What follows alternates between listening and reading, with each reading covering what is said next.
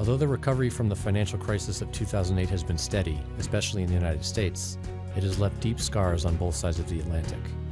In the US, unemployment numbers are down, but the quality of new jobs and lagging wage increases have tainted the overall picture. In Europe, the unsolved economic crisis has exhausted many countries and brought the Eurozone area to the brink of collapse. In addition, austerity measures and stricter budget rules in response to the crisis have put pressure on established social welfare systems. Both sides of the Atlantic are struggling to remain competitive in the global economy and to develop the skills that will fill the jobs of tomorrow.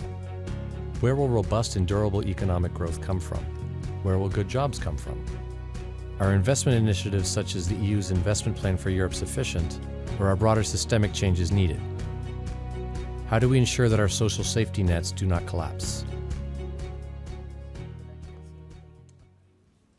And with that as a setup, as we welcome our panelists up to the stage, which all of us are very aware of, the numbers that are at stake here are quite well written about. The European Commission just recently, in its February report, stating that 30% of manufactured goods between the EU and US represents 30% of that in the world. 40% of services dollar value, when we take a look at services as well between the EU and US, of the total number in the world, so that you can see what is at stake here. And to our guests now, we're going to start with, first of all, a snapshot of where we are today. And we got a sense of that from the video.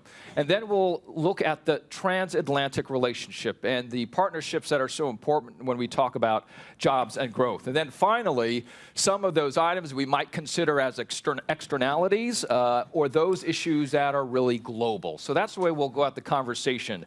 First, I would like to start with Mr. Frank Friedman, the global COO and US COO and CFO of Deloitte. And in your capacity here, give me a sense of where we are at today when we look at that transatlantic relationship between the EU and the US and jobs and growth. Well, I think we're kind of in the same position we were in a year ago, actually. I think that we are each other's largest trading partners. Mm-hmm. The exchange is about $1 trillion. We have GDP it's pretty similar to each other, the US and EU. I think the US economy is a little stronger than the EU economy. The growth was 2.4% last year compared to 1.9%, so not materially different. The difference probably is in employment. Right. Unemployment rate in the U.S. now is dropped to 4.9%, quite a bit higher in the EU. And I suspect that the U.S. economy will be basically the same as it was last year. So, Frank, you were here last year. Are you telling me then that what you're saying now is exactly the same as last year? I mean, what has changed in that last year? Not a lot. Not to hold you to what you said, but... Well, I said we would have 2.4% GDP growth last year. So okay. I would say, we're probably going to have 2 to 3% GDP growth this year. I think that, listen, oil prices are still down. They're 65% down from a year ago. The dollar is still strong, 23% up over 18 months ago. And the world economy is still slowing. So as a consequence of the world economy still slowing, we're really not that much different than we were a year ago. And the U.S. still continues to add jobs, 3 million jobs in 2014, 2.6 million jobs in 2015, and starting off very strong in 16. I want to move to your seatmate directly to your left, and I'd like to welcome the Madam Chair, National Bank of Greece, the Honorable Louka Katseli. Thank you for being here. Thank you. And give us the EU perspective on that very same question that I was asking Frank here. Well, I would say there is a big difference between the US and Europe, apart from similarities that were noted. First of all, one was mentioned, the rise of unemployment. Secondly, the policy mix and the institutional setup, which are quite different and produce different results. Don't forget that the Federal Reserve has a very different mandate, looking both at inflation and unemployment and growth. Right. The ECB has only disinflation or inflation, despite Mr. Draghi's very ambitious moves to do kind of the quantitative easing. We have in Europe an intergovernmental process which is difficult to produce, I think, effective results always. Right. And we have now, and that might be a big difference, a refugee crisis, which is also, and the migration crisis in Europe, which we probably were not as aware of as last year.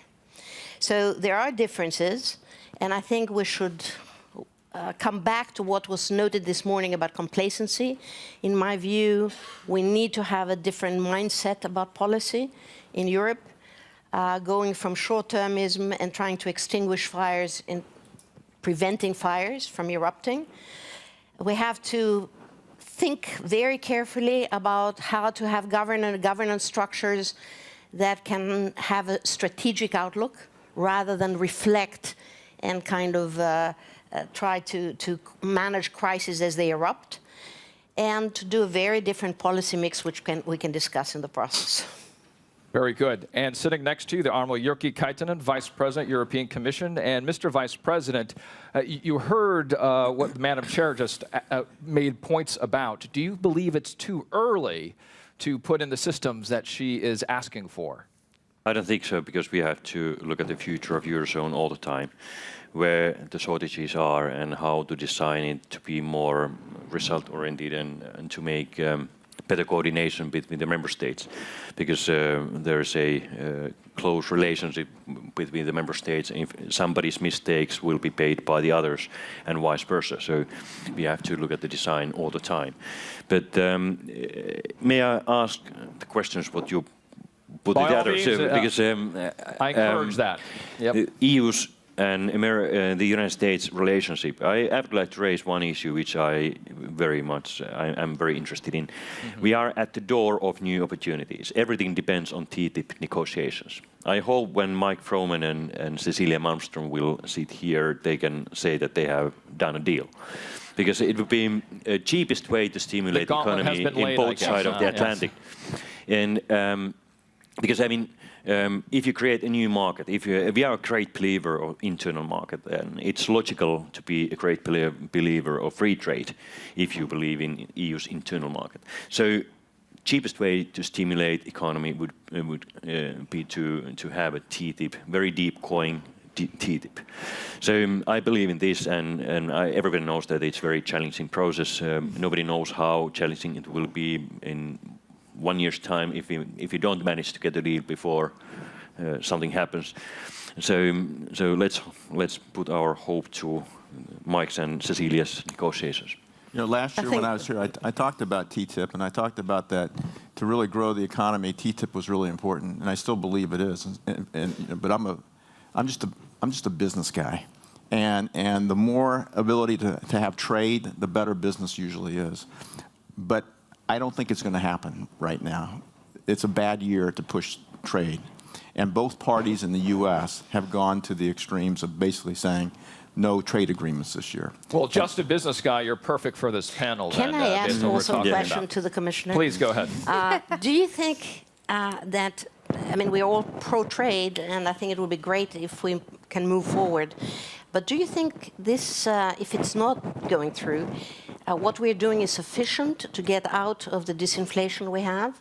Do you think the monetary policy, for example, right now in Europe, is sufficient to restart the economy and have an investment restart in Europe?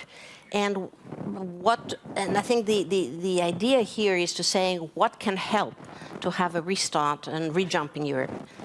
Give us one good idea. Well, actually, there are three issues which all are interlinked. So central bank is doing, ECB is doing as much as it can. It has been extremely helpful, but as we can see, monetary policy will not solve the growth problems in Europe alone. We need ECB's action, but what is even more important is structural reforms in our member states. Without structural changes in our member states, no one can help. So basically, I always say when I meet my American friends, when they are saying that you should stimulate more. First of all, most of the countries cannot afford to do it. Somebody has, and they should do more. But it will not help if your structures don't support to grow potential output. So that's why structural reforms is number one. The second is deepening and widening of internal market. When you create a new market, it gives opportunities and it will create or strengthen productivity. And third is trade. So those three structural And let me measures. build on number 3 to Neera here, Yeah. Neera Tanden, who's the president and CEO of Center for American Progress. And you heard the comments from Frank a moment ago about trade agreements. Pretty much, from your opinion, not worth talking about in the political process in the United States. Yet that was your number 3, at least when it comes to EU. And as I mentioned, that's so important based on the relationship, as we all know here. What's your thought? I think I would actually very much disaggregate TPP from TTIP. I think the animosity in the United States is much more focused on TPP. I think the critical issue for all of us to understand is why, not that there is animosity towards trade deals in the United States, now a bipartisan phenomenon, which it has not been in the past, but a truly bipartisan phenomenon. I think the question is not what is happening, but why it's happening. And I think the challenge for trade deals, particularly with Asia or other countries, not so much with Europe, is that people in the United States feel that globalization has had a big negative impact on wages in the United States. And Why? because there's economic data that shows that globalization, not trade deals, because the biggest impact on wages in the United States is from China, in which we do not have a bilateral trade agreement. But this, David Otter, an MIT economist, very centrist economist, has shown that globalization has had negative impacts on lower income working class Americans. And if you see what's happening in our politics today, both on the right and the left in the United States, I think the answer to that, the concern that's driving that is, despite our really comparatively good numbers at a macro level, we have a real challenge around equitable growth, meaning our economy is really polarized. 58% of the income gains of the last 5 years has gone to the top 1% of workers, top 1% of income earners in the United States. That is a challenge that is, at this point, roiling both political parties and making trade issues, which have had more bipartisan consensus, creating more bipartisan opposition. And I think that is really the central challenge, both in the U.S. and Europe.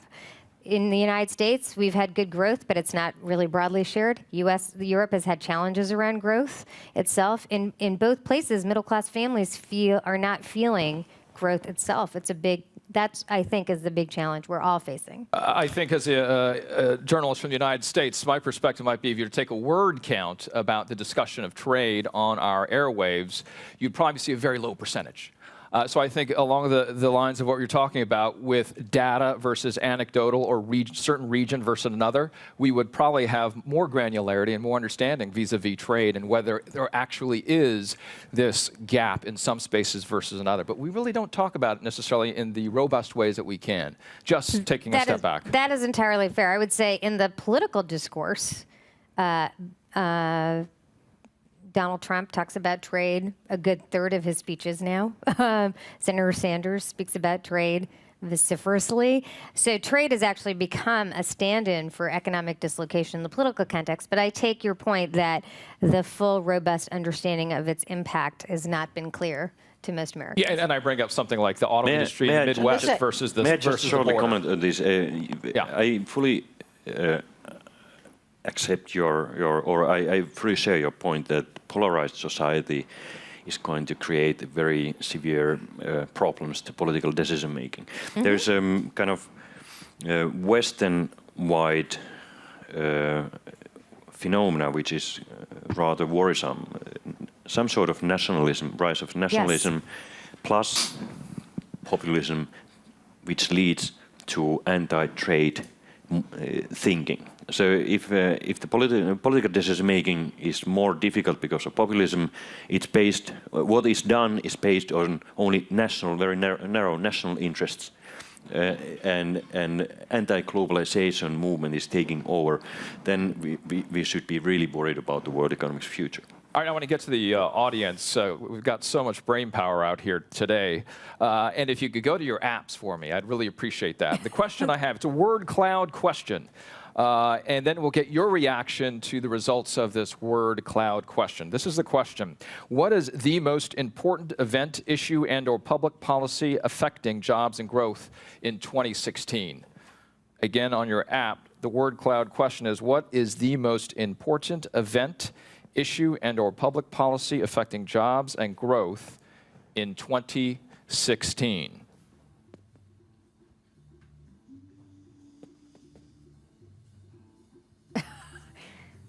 They seem stumped. Here come the results. Event or policies. Wow, okay. Those are Affecting perhaps two people. different ideas. Yeah. All right, we've got more. All right, I'd like to go to Roland Freudenstein. There you go. What's your reaction to what we're seeing so far in terms of the results? A mic's coming your way. Here we go.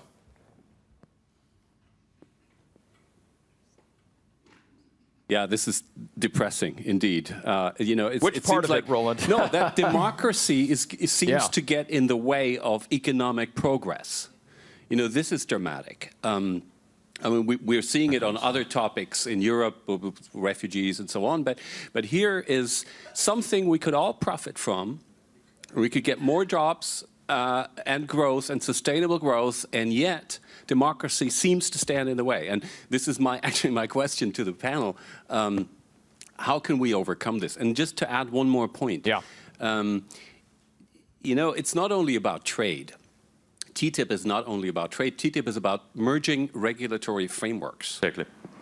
So the catch-22 here is that when two systems, countries, EU and the United States, start to negotiate such a merger, the first thing they become aware of is their differences. And that transpires into public discourse, especially in Europe.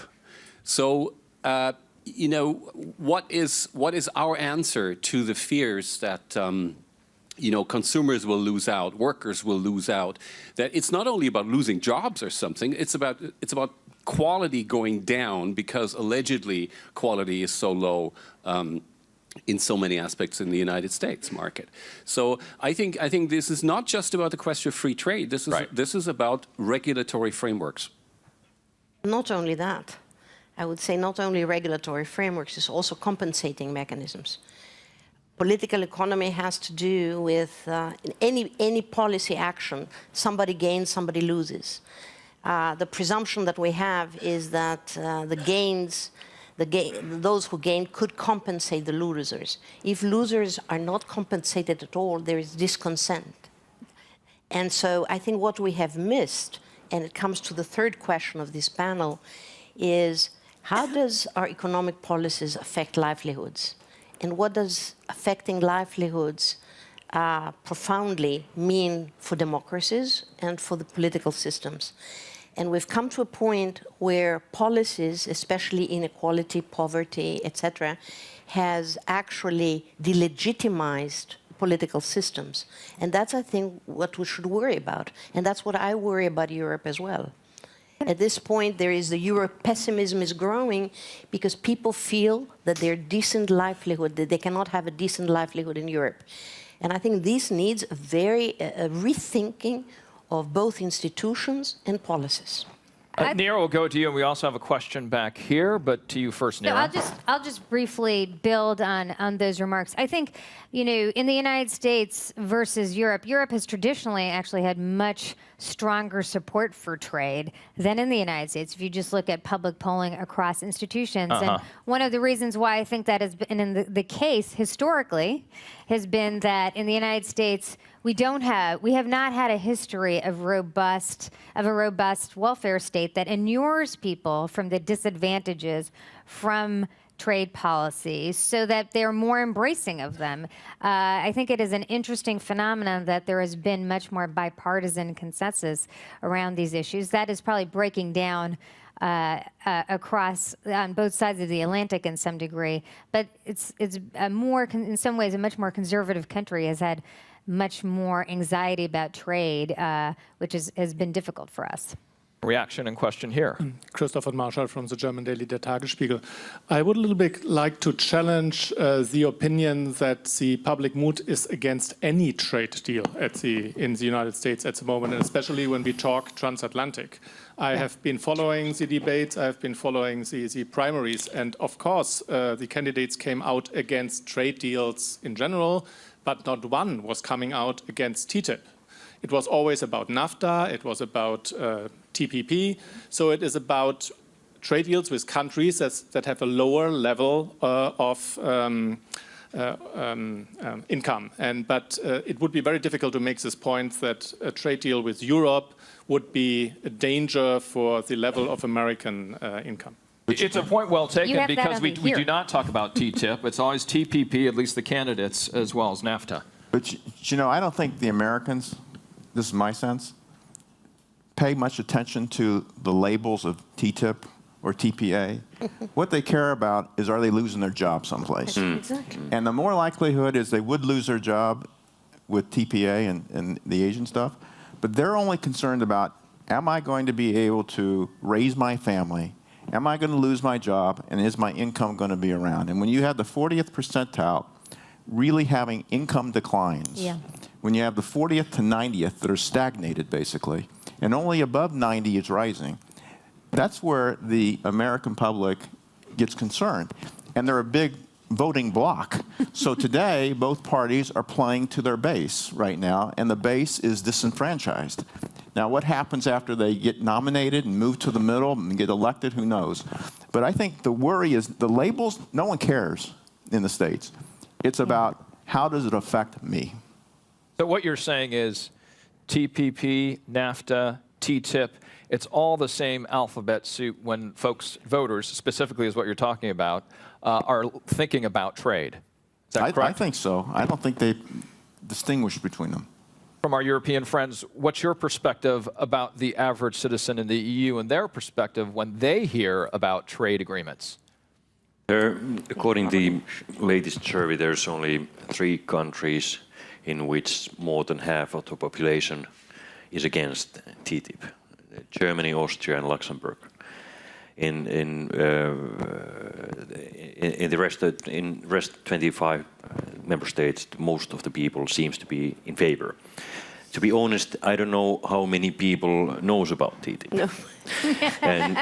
and in principle, I think Europe, as you said, is more willing to. I mean, this is a trading continent, so it's not that big issue. But the worries, which are amongst our population, relates to standards, whether they lower our living standards, whether they lower the quality of or security of food, for instance, and also they are linked to the inequality, or at least the sense of inequality, whether it leads to something which is out of the hands of decision makers. And that's why we who are strongly in favor of more open trade and TTIP especially, we should also at the same time take care or pay attention to inequality, because it's really a big disease of the Western world, not only here in Europe and not only in the United States, but also, I mean, the Western world disease, even though many of us don't really feel it, but something has happened which has raised insecurity. And more open world, as you said, also you can see it as a threat of losing job, because it's more dynamic and you cannot touch the mechanisms as you did in previous world. And then when you combine inequality with lack of mobility, and people see themselves in the same position that they saw their parents in, with Or no worse. hope, or worse, and no hope, and they don't view that there's a hope of moving up. It just compounds itself. Well, experiences in Europe are very different. I come from a country where it has lost 25% of its GDP in 5 years, 6 years. The unemployment rate has gone from 8% to 26%. Its debt to GDP ratio has gone from 120% to 190%. and most of its young people who are educated leave the country. So and now we have a refugee crisis. So very few people, I think, have even thought about a trade agreement. People try and see how to live, how to meet basic needs on a monthly basis. And I think this experience, which has been extremely traumatic, I think needs to make us reflect about what went wrong, and not only in my own country, which many things went wrong, but what can we learn from experiences such as this for European economic policy and European politics. And even though things have not been dramatic in other countries, my sense is that in many other member states, you have this disconnect between elites and the people. And the fact that we are even discussing about Brexit, the fact that in most of Southern Europe, you have this disconnect and this delegitimization of major political parties, means that we're not doing things right. And because I'm a very staunch pro-European, it seems to me that we really need to reflect very deeply again as to what needs to be changed. And if I can say in one word, I think we need to have a different mindset, be much more proactive, look ahead, and change the policy platform away from a kind of a one-dimensional emphasis on fiscal consolidation and financial stability, which is extremely important. It's necessary, but it's not sufficient, and put much more emphasis on coordinated approaches for investment promotion, for public and investment promotion, for R&D, and for job creation. Because if we don't do that now, in 5 years' time, our kids will not find jobs in Europe. And I'd just like to quickly build on that before the next question, which is I actually see a deep convergence between what's happening politically in the United States and what's happening politically in Europe. We are seeing the rise of right-wing populism in the United States, and we are seeing the rise of left-wing populism in the United States. One side may capture a major political party, but there are real continuities between what's happening in a lot of our European friends' politics, even in Germany and their recent elections. And I think the real challenge we have is that people are disillusioned with established institutions' ability to solve the crises they see in their everyday lives. And my own view is that politics will become more and more disruptive until our societies figure out a way to deliver economic growth for the middle class and people struggling to get into it. We have a comment and a question here. I'd like to get your reaction as well as we sort of shift gears, perhaps moving on with your question.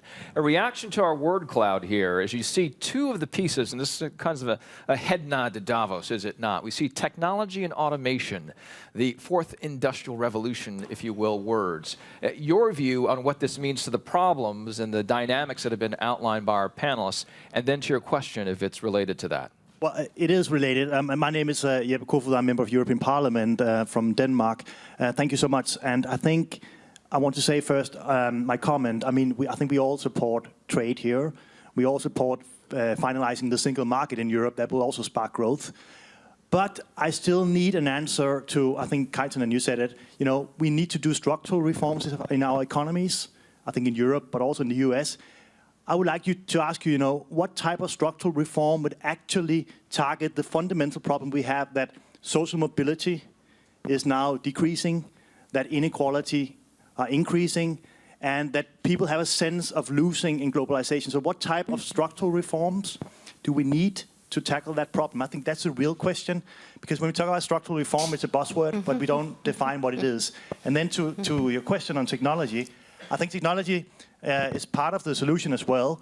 But in my opinion, then we should invest much more in Europe and US in education, not only in education, higher education, of course, also that, but education for all people and skills for all people that they can apply so they are useful and they can, have a job at the labor market, really. These type of things, how do we do that? That's the question. I think that will help in technology field. So your question, what type of structural reform are we looking for? Mr. Vice President. Yeah, Yeah, it depends on the country, depends on the problem. But actually, they are listed. What the Commission is thinking, what should be done, they all are listed in country reports, which we just published a few weeks ago. We did a in-depth analysis of the country's situation and identified, for instance, barriers to investment. So the basic problem is that if our structures don't support job creation, then all the social indicators are going downward. So that's why more dynamic labor market in some countries in which it doesn't function, more encouraging social security system in the countries in which it's more encouraging to stagnation should be reformed. In some countries, energy costs are too high only because of bad energy policy, etc.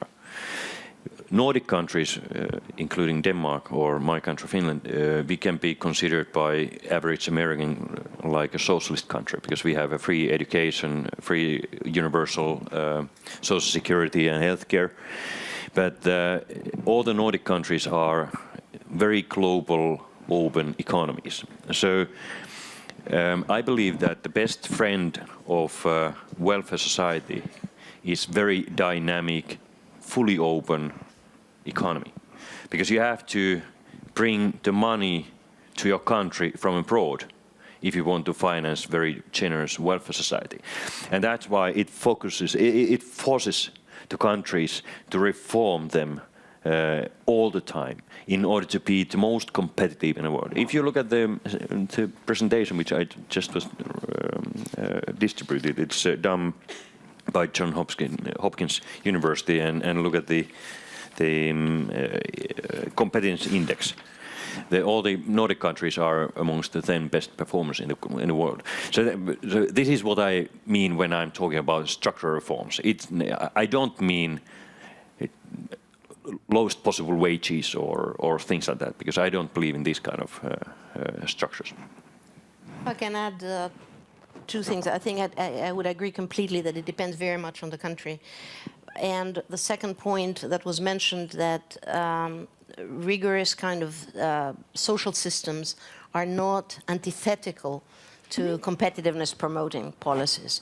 But still, I would add two words of caution. First of all, many times what we call structural reforms are fiscal measures in disguise and are not actual structural reforms.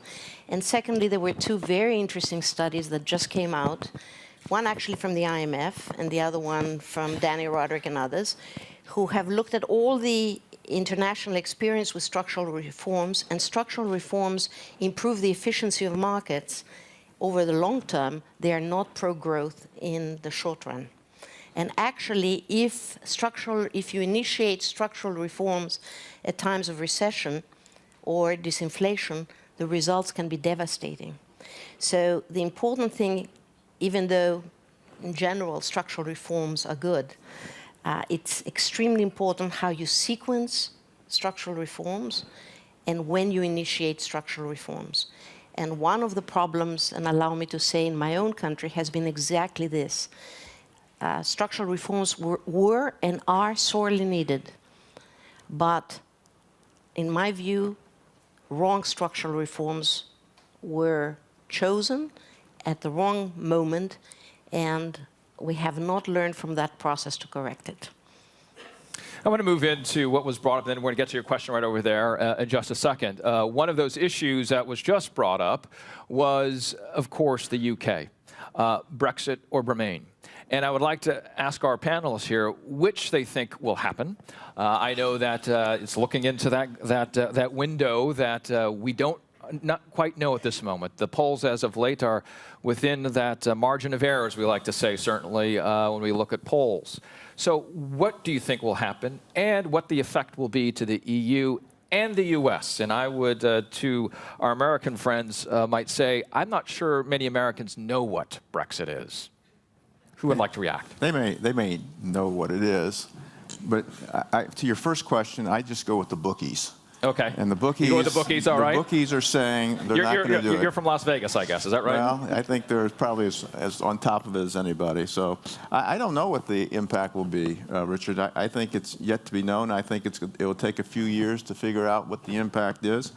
You know, the UK economy is relatively strong right now, and I don't know what impact that would have to the UK as well. Anybody else on our panel? Well, the only thing I could say is I'm very happy that Grexit is not under pressure.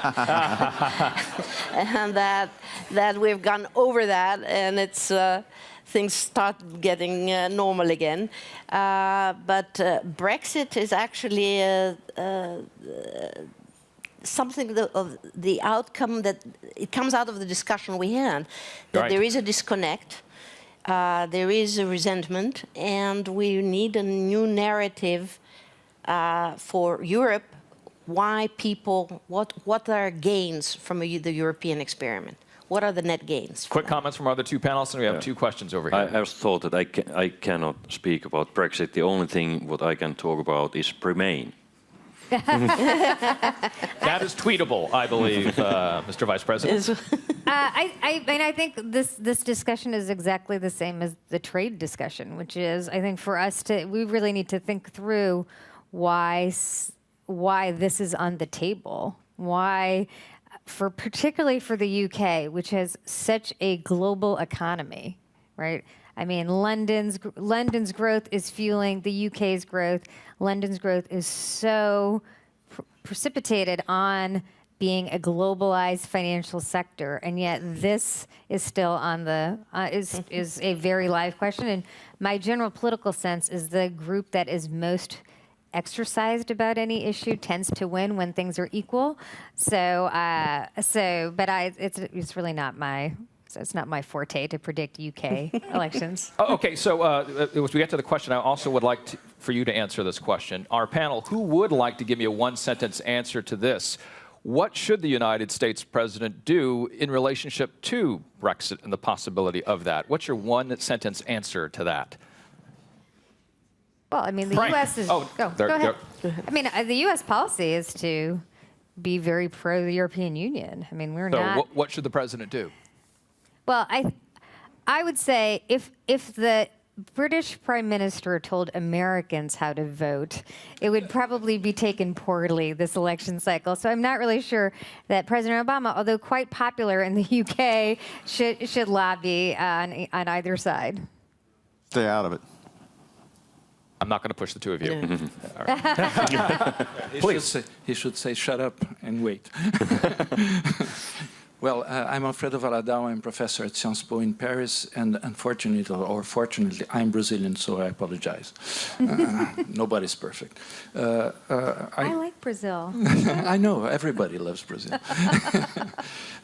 What I would like to say is when you talk about inequality, I understand that we are in a Euro-US angst here. But if you look from Brazil, from China, etc., the happy globalization years was very good. There were hundreds of millions of people who got out of poverty, who had good salaries, etc., etc. So it's more a problem of low skills workers in the US and Europe. And these low-skilled workers are losing jobs, not because of trade or globalization, but because of technology, of innovation, of all this. So we are in the middle of a real important new industrial revolution.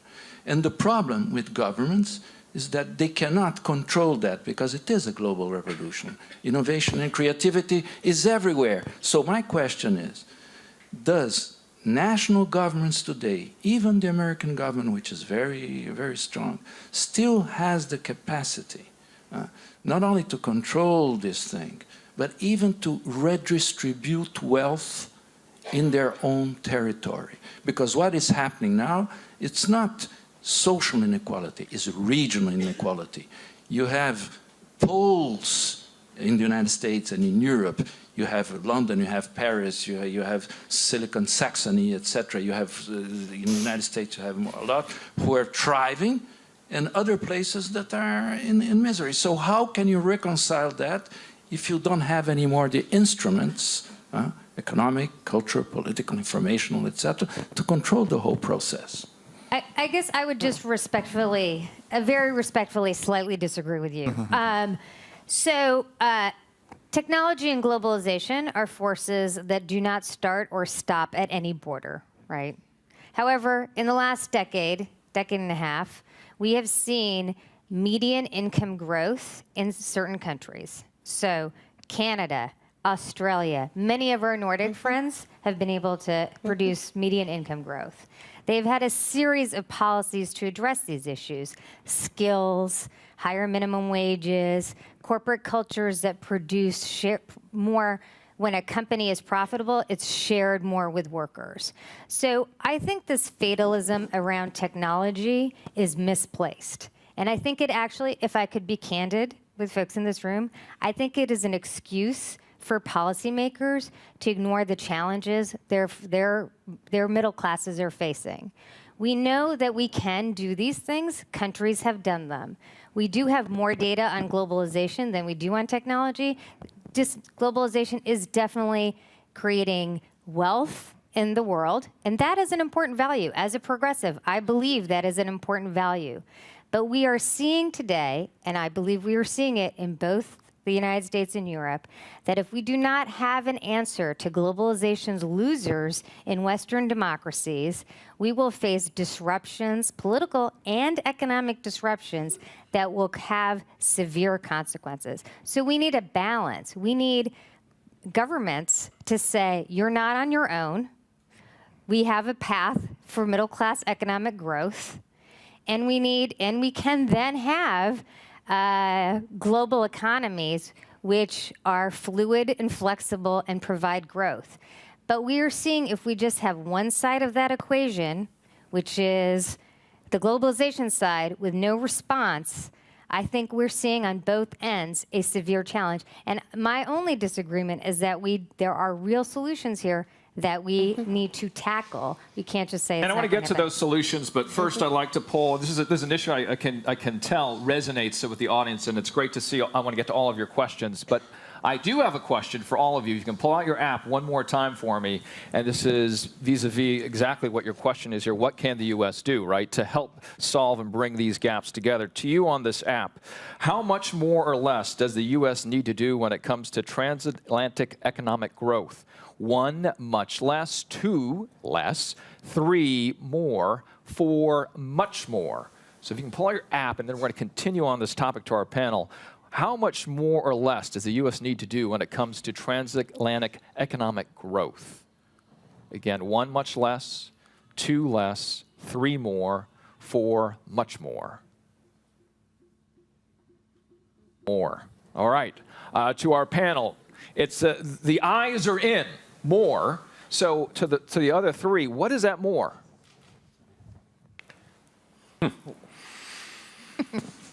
Take your time. Okay. Frank, I'll call you out again, okay. since you're from the U.S. Well, let me say, first of all, even the trade deal that we're talking about is one action, but much more, even the conflict right now between the IMF and Europe on debt restructuring is an interesting issue. The U.S. could exercise much more pressure on actually a more coordinated approach to macro policy and to imbalance correction across Europe and the U.S., and also in terms of really tackling debt issues and exchange rate issues also.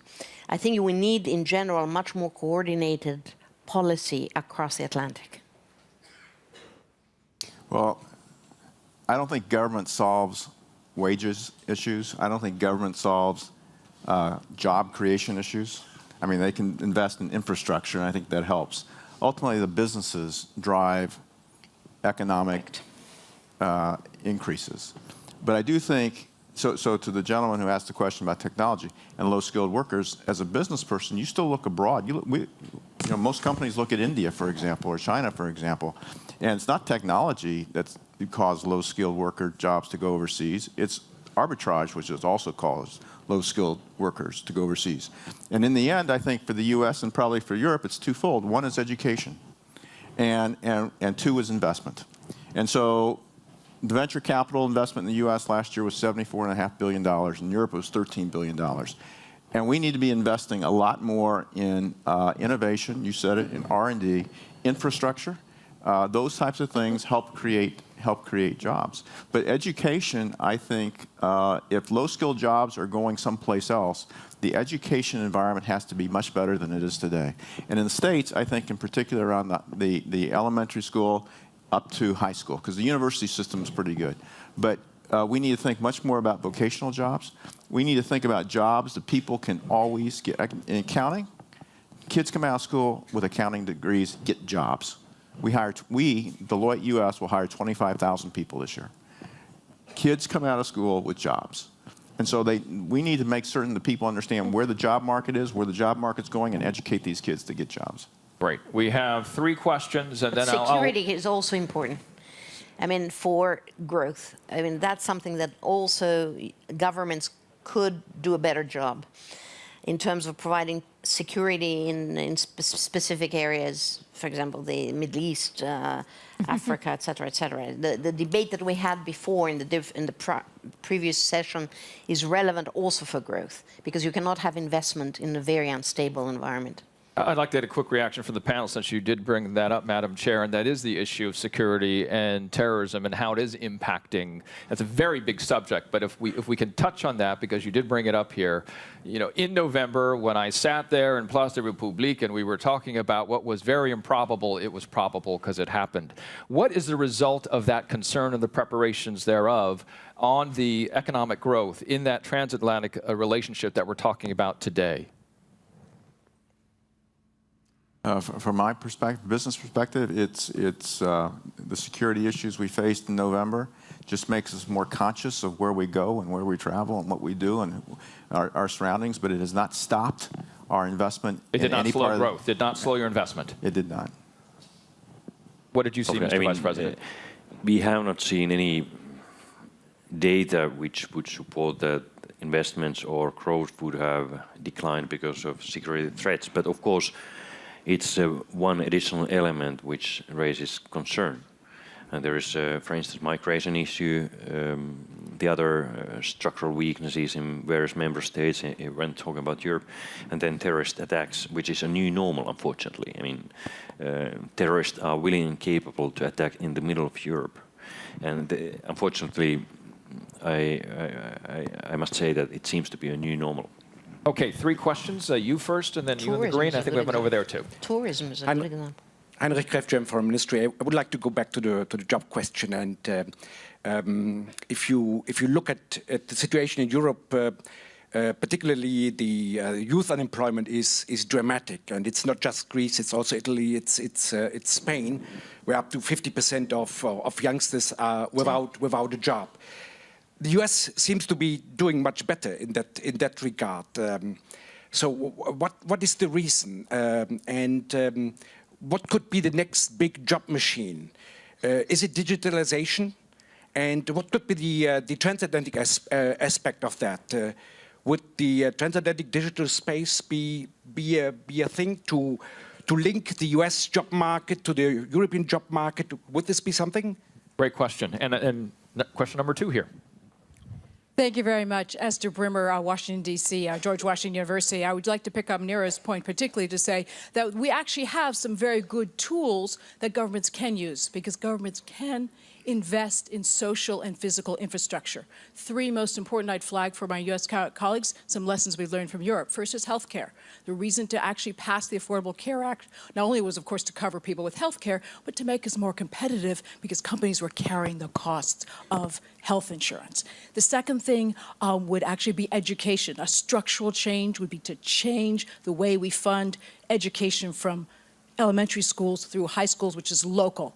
If you're in a poor neighborhood, you have poor schools. If you're in a wealthy neighborhood, you have wealthy schools. We need at least at least state or federal level greater funding there. And finally is the minimum wage, that ultimately you need to have a floor that's high enough to provide, we need to take that on, is dealing with a minimum wage at the federal level. So there are good examples internationally. We need to borrow those and apply them to create the social and physical infrastructure investments to advance jobs. Do you have a question there related to those 3 points? Yes, I'd like to actually ask them if we see that there are ways to actually, if there are other good lessons that can be drawn, very specific things to help advance jobs. Okay, Thank you. other good lessons, and then a question here in red.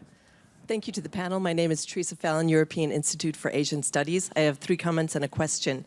President Obama will visit the UK in April, and many expect that he'll try to lobby them to stay in the EU.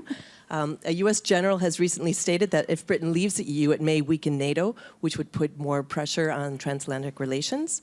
And in a Brexit scenario, trying to look at the positive side, the sterling will probably collapse, so it'll be a great place to go on holiday. So my question is Britain making a bet on Asia rather than Europe? By leaving the EU, it may be, and its many regulations, is it kind of buying a stock after it's peaked? I mean, China's having so many economic problems now. So is Britain thinking, as Prime Minister Cameron said with Xi Jinping's visit, you know, we want to be your best friend, your golden friend. So is Britain kind of looking at Asia rather than, you know, the future is Europe? And the second part of the question is, what is the future of these large trading blocs like TPP and TTIP? If countries like Britain think that being small and nimble, they can maybe make quicker trade agreements. But it seems that the only fast trade agreements Britain will be able to make maybe will be with Japan and Australia because they don't have car issues or agricultural issues. So perhaps you can comment on that. Thank you. Okay, again, the 3 questions. Youth job growth. The second was other good lessons when it comes to job growth in general. And then the third, Britain making a bet on Asia, not the EU. To our panel. I would like to maybe pick up your question. Three points. First, that a lot depends on also macro policy and demand, and we should not forget this. If you have very harsh austerity policies, no matter what you do with active employment policies, the outcome is null. Second, social economy. I think that this is an area where we have some very good experiences in Europe with both social entrepreneurship and social economy jobs, which can help. And third, new financial instruments, things like microcredit, kind of innovate in devising instruments, financial instruments that suit specific needs of specific groups, especially young people. If I may continue, I'm sorry, I think we both are in a position in which we cannot comment on UK issue at all. But at least I am, as a member of European Commission. But I'd like to come back to this industrial revolution because it has a link to social infrastructure. Industrial revolution, I understand that it's somewhere there coming, but I think that I have lived through industrial revolution during the last 20 years because I come from a small, fully open market economy, which is where the 50% of the GDP comes from export. So China phenomena was the first industrial revolution, and we have went it through. It did not cause a major losses because of welfare structures and especially because of education, the quality of education. And what I see now different, because I try to understand to what extent the new revolution is different than what the open economies has already seen. I don't know, there may be a bigger, but at least we have seen it happening in quite a significant manner. So what is different now is that industrial revolution touches all the rest of the world, even the countries which are not that export-driven, because digitalization, etc. And the new phenomena is a global trend of growing inequality, and it has a big impact to societies. So I would put if I should choose what basket I put all my eggs, I would put the education basket. it's the best possible you can do. If you don't know what it will produce something positive anyway. And it's the way you strengthen individual to face unknown. Empowerment. And empower individuals. And also it's the way to strengthen people's capacity to innovate and be creative. So coming back to the European perspective, I was surprised when I came to this position and I visited all the 28 member states, that the education was not top priority in most of our member states. I was surprised that it is not taken as seriously as road building, for instance. Road building or things like that, they are more important because you can, for the politicians, because it's tangible. You can say that I'm in the government, I put 200 million euros to this highway, and once it's ready, you can say that this is my road, by the way, vote my party. But if you put more money to research or teachers training, by the way, which is the most important thing, teachers training, quality of teacher training, nobody can see what you have done. So sorry to speak for too long, but I'm quite passionate on this issue. Because those people who put the money into the road building and want to get re-elected next time can say, here's what I did, you got employed because of me. The other thing is just, it's a generational issue. It takes time to see it. It's probably the right long-term strategy, but it's tough for a short-term politician to be able to articulate why it's so good. Just to build on that, at both of those And Neera, also, if you can build on that as well as talk about what the question was about Asia, India, in the relationship that we're talking about. You can either comment about whether the UK is making a bet on China versus the EU, or just that context in general. Yes, I'll do both. So on the issue of education, I do take the incredible lessons from Finland on their education system. It is an incredible model for the world of having a highly equitable and highly productive education system. The results in Finland are quite important for the world about how to ensure that everyone has access to education. So I take that as a critical issue. I think the challenge we've had, we've had discussions about globalization and technology and education for my entire life in public policy, which is 15 years. I think the challenge we're seeing is, just as you said, this is a decades bet, right? If you invest in quality education right now, hire, for skills training from even 0 to 22 to 25, that is not answering the problems that people are having today. I believe Finland is better positioned because of its education system. It's also very different from the United States in that it is a massive exporter. The United States is still a consumption-based economy. We're still 60% consumer-based. Exports are growing, but they are a fraction of domestic consumption in terms of our GDP. So I think the challenge for us, I absolutely agree that education is the answer over the long term. That is not a sufficient answer for what people are experiencing today. And if policymakers only discuss that topic, they in some ways help fuel the anxiety people have. Because when you're a 50-year-old manufacturing-based worker in the United States, that is not an answer that's going to solve your problem. As we, again, are seeing in elections, in our primaries on both sides. In terms of Asia, a nice pivot. Good segue.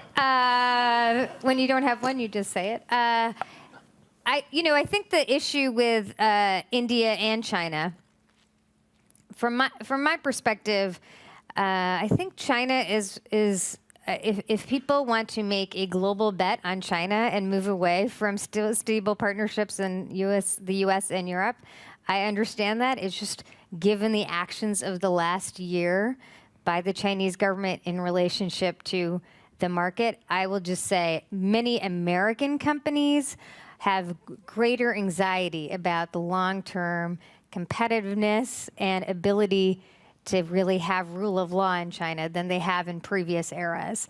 So U.S.-China policy has definitely been anchored by a strong business community interest in the Chinese market. And we have definitely heard, we have a track 2 dialogue with China. We have definitely heard more anxiety about the long-term ability for business to do work there than in the past. We're in our last 5 minutes here, but I cannot help but get more information from you as a journalist. I must do this. And we've been talking about other countries, China, Finland, and the list goes on. To you, this final word cloud question as we close out this session, and this is the question I have for you. You could just pull out your app one more time. Outside of the United States, other than the United States, since it was 63% of you said more in that category, who will or needs to lead more when it comes to global economic issues? Outside of the United States, again, who needs or will need to be take on more leadership when it comes to global economic issues?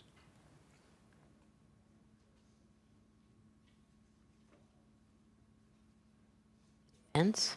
We have defense so far. That's a. I would say China. That's Okay, pull out your app, please. That will work. There you India, go. Europe, France, Germany. yeah. Europe. Any reactions as we're getting this data in from our panel very quickly before we close out here? Yeah, Does don't know India if I surprise you? India, Europe? no, not for me. But China should be big. Yeah. Germany is always going to be important, critically important. Those don't surprise me at all. Oh, China. It's a great way to close out as we try to understand, of course, what has been our topic in this transatlantic relationship when it comes to jobs and growth. And so as we close up this fantastic panel, which have laid the groundwork for us as we go forward in the next 2 days here at the Brussels Forum, I'd like to do something that sort of summarizes what we've talked about today. And it's, I did warn you, normally I do not, but I showed mercy.